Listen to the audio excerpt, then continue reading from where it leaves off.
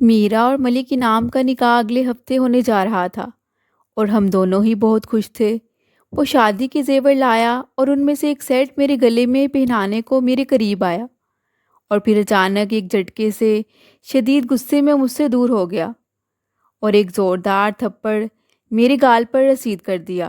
کیونکہ میری ماں عجیب طرح کی عورت تھی۔ وہ بد چلن نہ تھی، مگر پہلے شوہر سے نہ بنی تو اپنی مرضی سے دوسرے سے شادی کر لی۔ کہ میری ماں کی میرے باپ سے دوسری شادی تھی۔ انہوں نے میرے والد کی محبت میں مبتلا ہو کر اپنے پہلے شوہر سے طلاق لے لی تھی۔ میرے ابو کی بھی یہ دوسری شادی تھی۔ ابو کا پہلی بیوی سے ایک بیٹا تھا اور امی دوسری شادی سے قبل 3 بچوں کی ماں تھی۔ میرے والد سے شادی کے بعد اللہ تعالیٰ نے ان کو پھر اولاد سے نوازا اور ہم 2 لڑکیاں ان کی کوکھ سے پیدا ہوئیں۔ بچپن کچھ ایسا خوشگوار نہ گزرا، مگر جب ہوش سنبھالا خود کو بہت بے چین ماحول میں پھنسا پایا۔ جانے یہ کیسی محبت کی شادی تھی کہ امی ابو کی ایک منٹ نہ بنتی تھی۔ ہر وقت دونوں کے بیچ دانتا کل کل رہتی، اور جب بات مار کٹائی تک پہنچ جاتی تو ہم بچے کونوں خدروں میں جا دبکتے۔ یہ طوفان روز ہی اٹھتا، مگر اس کا انجام کہیں نظر نہ آتا۔ ہمارے گھر کے حالات ہی کچھ ایسے تھے کہ تعلیم کا حرج ہو رہا تھا، اور ماں کو اس بات کا احساس ہی نہ تھا کہ ان کے بچے تعلیم سے محروم رہ جائیں گے۔ ہم بچے اس ماحول سے بہت اکتائے ہوئے تھے۔ گھر میں ہر وقت لڑائی ہی رہے تو کہاں سکون ملتا ہے؟ بالآخر گھر کا گروا ہو گیا کہ جس گھر کی اساس ہی غلط رکھی جائے وہ کیسے آباد رہ سکتا ہے؟ انہی دنوں خوش قسمتی سے میری بڑی سوتیلی بہن کا ایک بہت اچھے گھر سے رشتہ آ گیا اور ان کی منگنی کر دی گئی۔ 2 ماہ بعد ان کی شادی بہت اچھے گھرانے میں ہو گئی اور وہ بیاہ کر اپنے گھر چلی گئیں۔ انہوں نے اللہ کا شکر ادا کیا کہ جہنم سے نجات ملی۔ ہمیں آپی کی کمی تو محسوس ہوتی کہ وہی تو ہمارا خیال رکھتی تھی۔ امی کو تو فرصت ہی کہاں تھی، مگر پھر ہم بھی یہی سوچتے کہ چلو آپی کی تو جان چھوٹی اس ماحول سے۔ ہماری یہ بہن امی کے پہلے شوہر سے تھی، جن کو وہ طلاق کے بعد ساتھ لے آئی تھیں۔ امی کے دونوں بیٹے بھی جو پہلے شوہر سے تھے، اپنی بہن کی شادی کے بعد اپنے حقیقی والد کے پاس لوٹ گئے۔ گھر میں ہم دونوں بہنیں باقی رہ گئیں۔ باجی کی شادی کے بعد امی جیسے اور لاپرواہ ہو گئیں۔ اب وہ میرے والد سے کہتی، اگر میں دربدر ہوئی تو کیا، فیاض میاں دیکھ لینا تمہاری دونوں بیٹیاں بھی دربدر ہوں گی، ان کو میں تمہارے حوالے تو نہ کر کے جاؤں گی۔ امی ابو کے جھگڑے کا سر پیر کبھی ہماری سمجھ میں نہ آیا، لیکن اب میرے والد گھر کے بے سکون ماحول سے تنگ آ کر زیادہ وقت باہر گزارنے لگے۔ وہ رات کو بھی دیر سے گھر آتے، جس پر والدہ خوب ہنگامہ کرتی۔ وہ کہتی، فیاض میاں یاد رکھنا، اگر تم نے کوٹھے پر جا کر دولت لٹائی تو میں تمہاری لڑکیوں کا بھی ایسا انجام کروں گی کہ تم عمر بھر سزا بھگتو گے۔ ہم بہنیں حیران ہوتی کہ یہ ہماری کیسی سگی ماں ہے۔ اس بات پر میرے والد آگ بگولا ہو جاتے کہ میری بیٹیوں کے لیے تم نے ایسے الفاظ نکالے کیسے، اور تمہارا یہ شک کب ختم ہوگا؟ میں اگر گھر میں رہوں تب تم مجھے جینے نہیں دیتی، تم سے جان چھڑا کر باہر دفع ہو جاؤں کہ کچھ تو ذہنی سکون ہو، اور پھر تمہارا یہ گھٹیا شک، تم مجھے جینے بھی دو گی یا نہیں؟ وہ ان کو خوب پیٹتے، مگر وہ بد زبانی سے باز نہ آتی۔ خدا جانے انتقام کی آگ میں ماں کیسے کیسے منصوبے بنانے لگی، اور جب ابو نے رات کو دیر سے آنا نہ چھوڑا تو میری ماں نے ایک دن ایسا جھگڑا کیا کہ والد گھر سے اپنا سوٹ کیس لے کر نکل گئے۔ شام تک ہماری ماں بیٹھ کر روتی رہیں، جانے پھر کیا جی میں سمائی کہ زیورات، نقدی اور کچھ قیمتی اثاثہ سمیت وہ ہم کو ساتھ لے کر باجی کے گھر چلی آئیں۔ ان دنوں میں فرسٹ ایئر اور شیبہ 8ویں میں تھی۔ امی کے اس قدم سے ہماری پڑھائی بھی چھوٹی۔ وہ کہتی تھیں کہ اگر یہ اسکول یا اکیڈمی گئی تو ان کا باپ وہاں سے ان کو لے جائے گا، لہٰذا ہمارا پڑھنے جانا موقوف رکھا۔ امی کا خیال تھا کہ اس احتجاج پر ابو چند روز بعد باجی کے گھر سے ہمیں آ کر لے جائیں گے، مگر وہ بھی امی سے اتنا تنگ تھے کہ ہمیں اور امی کو لے جانے کی زحمت گوارا نہ کی اور اپنی پہلی بیوی کو منا کر گھر لے آئے۔ اس کے بعد ہماری وہاں گنجائش ہی نہ رہی۔ باجی نے مجھے سال بھر گھر پر ٹیوٹر سے پڑھوایا اور پھر ایف اے کا پرائیویٹ امتحان دلوایا۔ میں کافی خوبصورت تھی اور عمر کے اس دور میں تھی کہ جو ماؤں کے لیے بے شمار اندیشوں کو جنم دیتا ہے، مگر ماں کو احساس نہ تھا کہ وہ داماد کدھر پڑی ہیں۔ البتہ باجی ہمارے بارے میں فکر مند رہنے لگی تھی۔ میں نے محسوس کیا کہ میرے بہنوئی مجھے اور نظروں سے دیکھنے لگے ہیں۔ اکثر جہاں میں بیٹھی ہوتی ان کی یہی کوشش ہوتی کہ وہ بھی ادھر ہی رہیں۔ مجھے ان سے سخت الجھن ہونے لگی تھی۔ باجی بھی یہ سب نوٹ کر چکی تھی کہ ان کے شوہر مجھ کو جن نگاہوں سے تکنے لگے ہیں، وہ اپنے لیے میرے وجود کو اپنے گھر میں خطرہ محسوس کرنے لگی تھی۔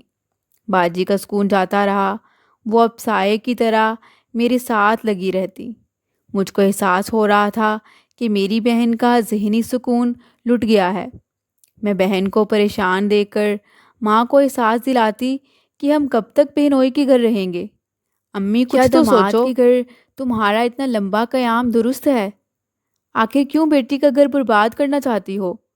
بار بار احساس دلانے سے امی کو فکر ہوئی کہ اب مزید یہاں قیام ٹھیک نہیں ہے۔ انہوں نے ایک سہیلی کو کہا کہ وہ بیٹی اور داماد کے گھر سے جانا چاہتی ہیں، مگر کہاں جائیں یہ سمجھ میں نہیں آتا، کیونکہ اب ہمارا اور کوئی رہنے کا ٹھکانہ نہیں ہے۔ امی کی یہ سہیلی مجھے کچھ ٹھیک نہ لگتی تھی۔ اس نے کہا کہ میرے ایک واقف کار ہیں، میں ان سے بات کرتی ہوں، تم میرے ساتھ چل کر ان کو اپنا مسئلہ بتاؤ، شاید وہ کوئی حل نکال دیں۔ سہیلی کے اس واقف کار کا نام انعام تھا۔ یہ ایک بہت بڑا زمیندار تھا جس کو اس کے علاقے میں ملک صاحب کے نام سے پکارا جاتا تھا۔ ملک صاحب نے میری ماں کو بیٹیوں سمیت اپنے سایہ مہربانی میں پناہ دے دی اور ایک مناسب مکان رہنے کو عطا کر دیا، جس میں عمدہ فرنیچر اور ایک ملازم موجود تھا۔ والدہ ہمیں سامان سمیت ملک صاحب کی عنایت کردہ رہائش گاہ پر لے آئیں۔ ملک صاحب 35 برس کے تھے، اچھی شکل و صورت اور صحت کے مالک تھے۔ وہ ہفتہ میں 2 بار ہماری طرف چکر لگاتے، کبھی دوپہر اور کبھی شام کو۔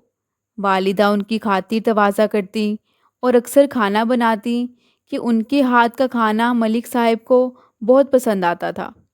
کچھ دنوں بعد میری ماں نے محسوس کیا کہ ملک صاحب مجھ کو لگاوٹ کی نظروں سے دیکھتے ہیں، اور پھر انہوں نے خود ہی ملک صاحب سے برملا کہہ دیا کہ بہتر ہے کہ آپ میری بیٹی سے نکاح کر لیں، تاکہ مجھ کو بھی ایک جائز اور باعزت ٹھکانہ میسر آ جائے۔ انہوں نے کہا، کچھ دن صبر کریں، میں ماریہ سے نکاح کر لوں گا، فی الحال حالات سے نمٹ لوں کہ شادی شدہ اور ایک بیٹے کا باپ ہوں۔ میری بیوی میرے خاندان سے ہے۔ عجلت میں اگر یہ قدم اٹھایا تو میرا کچھ نہیں جائے گا، مگر تمہاری بیٹی کا گھر آباد نہ ہو سکے گا، اور آپ لوگ اس ٹھکانے سے بھی جائیں گے۔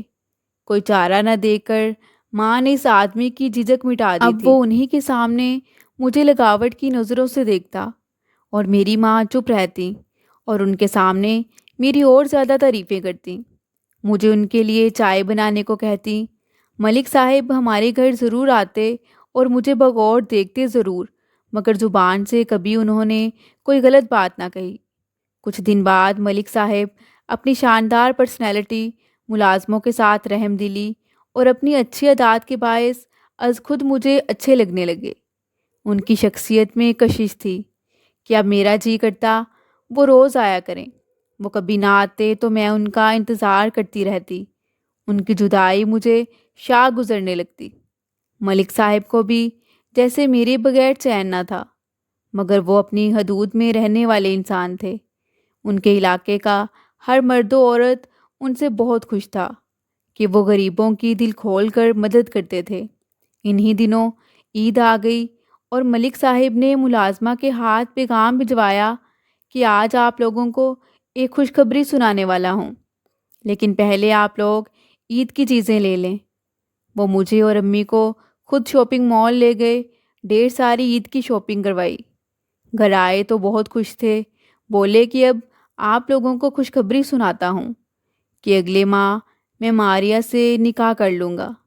میں نے کافی سوچ بچار کی ہے اور اب فیصلہ کر لیا ہے کہ اس طرح آپ لوگوں کو نہیں رکھ سکتا۔ انسان ہوں، فرشتہ نہیں۔ کسی دن مجھ سے کوئی گناہ سرزد نہ ہو جائے اور مجھ پر اللہ کی ناراضی سے کوئی تباہی آ جائے۔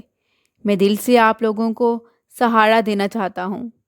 وہ امی سے مخاطب ہوا کہ آپ عید کے بعد ڈرائیور کے ساتھ نکاح کی تیاریاں شروع کر دیں۔ ان کی باتیں سن کر مجھے بہت خوشی ہوئی۔ بالآخر میرا مقدر جاگا، میرا نصب العین مجھے ملنے والا تھا۔ میری داست میں ملک صاحب نے مجھے جھانچ لیا تھا۔ اب میں ان کی بیوی، ان کی عزت بننے والی تھی۔ سوچتی تھی صد شکر ہم سے واقعی کوئی گناہ سرزد نہ ہوا، کہ گناہ انسانوں کو بہت دنوں تک راس نہیں آتے۔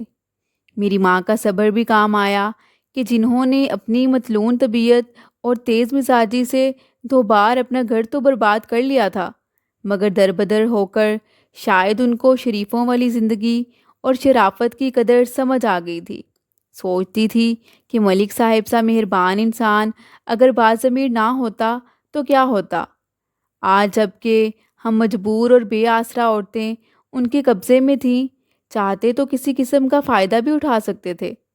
تاہم انہوں نے شاید میری معصومیت پر ترس کھاتے ہوئے ایسا کچھ نہ کیا، جس کی وجہ سے بعد میں ان کو یا ہم کو ندامت ہوتی۔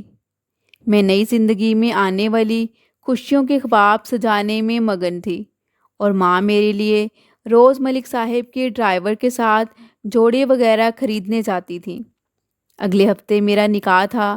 انہی دنوں ایک شام ملک صاحب ملازمہ کے ساتھ سونے کے زیورات کے ڈبے لائے اور امی کو دے کر کہا کہ آپ پسند کر لیں، ماریہ کو بھی دکھا دیں، اسے جو جو پسند ہو رکھ لیں۔ اگر اور کسی چیز کی ضرورت ہو تو وہ بھی آپ ملازمہ کو بتا دیجیے گا، اور مجھے کچھ ضروری کام ہے، میں تھوڑی دیر میں دوبارہ آتا ہوں۔ جب وہ واپس آئے تو والدہ اور میں کمرے میں بیٹھی تھیں۔ وہ میرے کمرے میں آئے اور مسکراتے ہوئے مجھ سے کہا، زیورات دیکھے، پسند آئے آپ کو؟ میں نے کہا، جی بہت اچھے ہیں۔ زیورات کے ڈبے سامنے ڈریسنگ ٹیبل پر رکھ کر امی کچن میں چلی گئیں۔ پھر انہوں نے ایک سیٹ نکالا اور مجھے کہا، مجھے پہن کر دکھاؤ بھلا کیسا لگتا ہے۔ وہ آگے بڑھ کر ہار میرے گلے میں پہنانے کو میرے قریب ہوئے اور ہار میرے گلے میں پہنانے لگے۔ تبھی ایک جھٹکے سے وہ مجھ سے دور ہو گئے اور کہنے لگے، کیا تم سگریٹ پینے لگی ہو؟ میں حیران و پریشان تھی کہ ان کو کیا ہوا ہے۔ میں نے نفی میں سر ہلایا۔ انہوں نے کہا کہ سگریٹ تو میں بھی نہیں پیتا، تو پھر یہ سگریٹ کی بو کیسی ہے؟ یکایک ان کا چہرہ سرخ ہو گیا، جیسے غصے سے تمتما اٹھا ہو۔ ملک صاحب کے باروب بردبار چہرے پر غصے کی تپش اور آنکھوں سے لپکتے غضب کے شعلے دیکھ کر میرا دم فنا ہو گیا اور زبان گنگ رہ گئی۔ دراصل ملک صاحب کے ساتھ ان کا ایک دوست بھی کبھی کبھی ڈرائنگ روم میں آیا کرتا تھا، جس کا نام نعمان تھا۔ وہ ان کا بزنس پارٹنر تھا۔ اکثر دونوں ڈرائنگ روم میں بیٹھ کر بزنس کے بارے میں بات کیا کرتے تھے۔ ملک صاحب اگرچہ مجھے پسند کرتے تھے، مگر انہوں نے کبھی میری پاک دامنی کی طرف ہاتھ نہ بڑھایا تھا۔ مگر نعمان دوسری طرح کا شخص تھا۔ وہ مجھے اور ہی نظروں سے دیکھتا۔ اس کی میلی نظریں میں خوب پہچاننے لگی تھی، تبھی اس کے سامنے جانے سے گریز کرتی تھی۔ تاہم کبھی کبھی جب ملازم موجود نہ ہوتا تو میں چائے کی ٹرے ملک صاحب اور ان کے دوست کے سامنے جا کر رکھ دیتی۔ اس روز بھی جب ملک صاحب مجھے سونے کے سیٹس دکھانے آئے اور پھر ضروری کام کا کہہ کر گئے، تب ملازم نے نعمان ہی کے آنے کا پیغام دیا تھا اور وہ اس کے پاس ڈرائنگ روم میں چلے گئے اور امی سے کہا کہ آپ چائے بنوائیے، میں نعمان کو ڈرائنگ روم میں بٹھا کر آیا ہوں۔ جب چائے بن گئی تو امی نے مجھ سے کہا، چائے تو بن گئی ہے، ملازمہ کدھر ہے؟ نظر نہیں آ رہی۔ میں نے ملازمہ کو آواز دی مگر وہ موجود نہ تھی۔ میں نے امی سے کہا کہ میں ہی دے آتی ہوں۔ میں چائے کی ٹرے لے کر ڈرائنگ روم میں چلی گئی، کیونکہ کبھی کبھی پہلے بھی میں جاتی تھی۔ اسی وقت گاڑی لاک کرنے ملک صاحب باہر نکلے ہوئے تھے اور نعمان اکیلا صوفے پر بیٹھا تھا اور موبائل کے ساتھ لگا تھا۔ ملک صاحب کے سامنے تو وہ تمیز کا مظاہرہ کرتا تھا، مگر ملک صاحب بھی اس وقت کمرے میں موجود نہ تھے۔ میرا بھی دل زور زور سے دھڑک رہا تھا۔ جو ہی ٹرے میں نے میز پر رکھی، اچانک اس نے مجھ سے کچھ ایسی واہیات بات کی اور ساتھ ہی میرے ساتھ بدتمیزی کی کہ میں غصے سے جھنجھلا اٹھی۔ اس سے پہلے کہ ملک صاحب آ جاتے، میں بنا کچھ کہے ان کے خوف کی وجہ سے کمرے سے باہر نکل گئی۔ ان کو برملا نہ کہہ سکی کہ تمہارے پارٹنر نے مجھ پر دست درازی کی کوشش کی ہے۔ میں خاموشی سے اپنے کمرے میں جا کر بیٹھ گئی اور آنسو پی لیے تھے۔ تھوڑی دیر بعد نعمان چلا گیا تو ملک صاحب میرے کمرے میں یہ پوچھنے آئے کہ زیور کیسا لگا، جب انہیں میرے منہ سے سگریٹ کی بو آئی تھی، اور وہ مجھ سے اس بارے میں بہت غصے سے پوچھ رہے تھے۔ میں گمسم ایک جگہ ساکت کھڑی تھی اور مجھے کچھ سمجھ نہ آ رہا تھا کہ کیا کہوں۔ ملک صاحب یہ بھی جانتے تھے کہ نعمان بے تحاشا سگریٹ پیتا ہے، کیونکہ جس وقت وہ گاڑی لاک کر کے ڈرائنگ روم میں لوٹے تھے، اس وقت بھی وہ سگریٹ ہی پی رہا تھا۔ یہ بو خاص اسی کے سگریٹ برانڈ کی تھی۔ میں چاہتے ہوئے بھی ان کے دوست کی گستاخی کو بیان نہ کر سکی۔ ایسا کرتی بھی تو ان پر شک کا دروا ہو جاتا۔ اس وقت خوفزدہ ہو کر میں نے سوچا تھا کہ بہتر ہے ابھی چپ رہوں۔ میری خاموشی ہی میری قاتل بن گئی کہ ان دنوں میری عمر بھی اتنی زیادہ نہ تھی اور نہ ہی مجھے بہت زیادہ سمجھ بوجھ تھی۔ میری بزدلی نے میرا تمام سنہری اثاثہ، میرا مستقبل اور میرا خواب مجھ سے چھین لیا، اور ملک صاحب پر شک کے ایک نہیں 1000 دروازے کھول دیے، مگر میری زبان نہ کھلی کہ مجھے اس وقت یہ ڈر تھا کہ ملک صاحب ایسی بات سن کر کہیں مجھے ہی نہ چھوڑ دیں، اور جو خوشی اچانک ہاتھ لگی ہے وہ کھو جائے، اور اس خوشی کو میں کسی صورت کھونا نہ چاہتی تھی۔ وہ وضاحت طلب نظروں سے مجھے گور رہے تھے۔ بالآخر میں نے لب کھولے اور جھوٹ کا سہارا لیا۔ ان کو کہا کہ آپ کو وہم ہوا ہے۔ چائے کی ٹرے ٹیبل پر رکھتے ہوئے میں نے ٹیبل پر پڑی ایش ٹرے کو ایک طرف اٹھا کر رکھا تھا۔ میرا ہاتھ ایش ٹرے میں پڑی بجھی ہوئی سگریٹ کے ایک ٹکڑے سے ضرور چھوا تھا۔ شاید اسی ہاتھ سے میں نے اپنے گال کو چھو لیا ہوگا۔ انہوں نے میرا چہرہ ہاتھ میں لے کر اچھی طرح میرے رخسار کو سونگھا اور بولے، تم جھوٹ بول رہی ہو، چلی جاؤ میرے سامنے سے، ایسا نہ ہو کہ میں غصے میں ابھی کی ابھی تمہارا گلا دبا دوں۔ انہوں نے سونے کا وہ سیٹ جو وہ مجھے پہنا رہے تھے فرش پر پٹک دیا۔ میں بہت سہم گئی۔ میں روتے ہوئے ماں کے پاس چلی گئی اور ان کو احوال بتا کر کہا، ماں، اس کمبخت نے مجھے مہلت ہی نہ دی کہ ملک صاحب سے کچھ کہتی۔ مجھے ملک صاحب سے اتنا ڈر لگتا ہے، آپ تو جانتی ہو۔ اب بتاؤ میں کیا کروں؟ میں سسک پڑی۔ ماں نے پیار سے میری پیشانی چومی اور تسلی دی کہ وہ کچھ کرتی ہیں۔ ماں مجھے ساتھ لے کر ملک صاحب کے پاس گئی، جہاں وہ بہت پریشان دونوں ہاتھوں سے اپنے ماتھے کو پکڑ کر سر جھکائے بیٹھے تھے۔ میری ماں نے ملک صاحب کو سمجھانے اور میری بے گناہی کا یقین دلانے کی بہت کوشش کی، مگر وہ نہ سمجھے۔ وہ تو کچھ سننے کو تیار ہی نہ تھے، بلکہ غصہ ان کا اور سوا ہو گیا۔ خود پر جب قابو نہ رکھ سکے تو میرے گال پر تھپڑ رسید کر دیا اور بولے، اچھا ہوا کہ وقت پر تمہاری اصلیت کھل گئی، ورنہ آگے چل کر جانے کیا ہوتا، میں تو کسی کو منہ دکھانے کے قابل نہ رہتا۔ میں نے معافی مانگنا چاہی، انہوں نے دھتکار دیا۔ ماں سے کہا کہ تم لوگ جہاں چاہو چلی جاؤ، میں 3 دن کی مہلت دیتا ہوں، اب آئندہ تم لوگوں کو یہاں نہ پاؤں، گھر کی چابی ملازم کے حوالے کر جانا۔ یہ کہہ کر وہ چلے گئے۔ میں کافی دیر ماں کی گود میں سر رکھ کر روتی رہی۔ بالآخر بہت سوچ بچار کے بعد انہوں نے اپنی اسی سہیلی کو فون کیا جو ہر آڑے وقت میں ان کے کام آتی تھی، آنٹی نیما۔ امی سے بولی کہ بہتر ہے کہ اب تم کوئی اور ٹھکانہ ڈھونڈ لو یا اپنی بیٹی کے گھر چلی جاؤ۔ ملک صاحب کا مزاج میں اچھے سے جانتی ہوں، وہ ایک بار اگر کسی سے منہ پھیر لیں پھر مڑ کر نہیں دیکھتے۔ ان کو سمجھانا اب بیکار ہے۔ ملک صاحب نے 3 دن کی مہلت دی تھی، مگر 1 ماہ تک نہ آئے۔